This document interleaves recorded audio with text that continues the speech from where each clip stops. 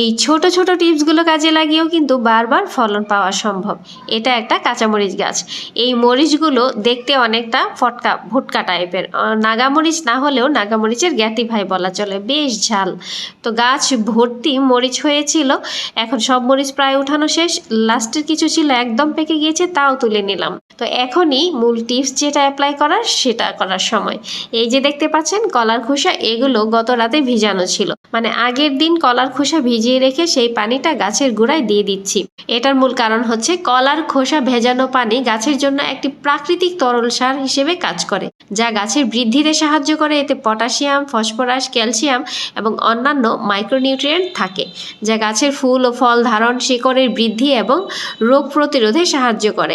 এই মরিচ গাছে আরেকটা আমি ছোট টিপস অ্যাপ্লাই করেছি, সেটা হচ্ছে মরিচগুলো উঠিয়ে নেওয়ার পরে যত পুরনো পাতা ছিল, বড় পাতা ছিল, সেগুলো ছেটে দিয়েছি। পাতাগুলো ছিঁড়ে গাছের গোড়ায় ফেলেছি, যেন পচে জৈব সার হয়।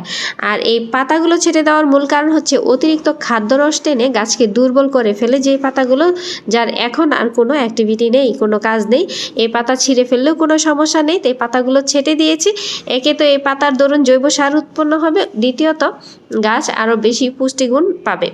তো এর পাতা ছাঁটার কয়েকদিনের মাঝেই নতুন করে কুশি দিয়ে অনেক ডাল বেরিয়েছে, এবং প্রতিটা ডালেই দেখা যাচ্ছে আবার মরিচের ফুল এবং ফল দেখা দিচ্ছে। তো এভাবে এই ছোট টবে লাগানোর পরেও দেখুন গাছটা মোটামুটি বেশ বড় হয়েছে। যেহেতু আমি পুরনো পাতা, অতিরিক্ত পাতা ছেটে দিয়েছি, তাই ওই ছোট টব হওয়ার দরুন কোনো সমস্যা হচ্ছে না।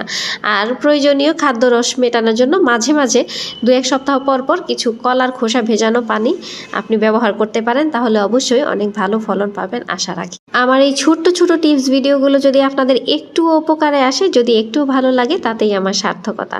আর আমার এই ভিডিওটি ভালো লাগলে অবশ্যই লাইক, কমেন্ট, শেয়ার করবেন, আরও অনেককেই এই ভিডিও দেখার সুযোগ করে দেবেন।